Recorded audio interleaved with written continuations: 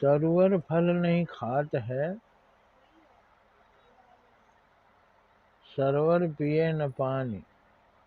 कह रहीम पर काज हित, संपत्ति संचय सुजान। तो पेड़ अपना फल खुद नहीं खाते, दूसरों के लिए।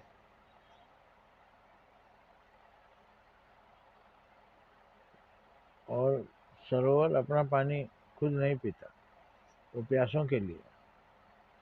पेड़ का फल भूखों के लिए है, उसके लिए नहीं। सरोवर का पानी दूसरों के पीने के लिए है, अपने लिए नहीं। इसी तरह से सुजान, जो समझदार लोग होते हैं, बुद्धिमान लोग होते हैं, पर काज के लिए, दूसरे की भलाई के लिए संपत्ति इकट्ठा करते हैं और उसे दूसरों की भलाई में लगा देते हैं। जय हिंद, जय भारत।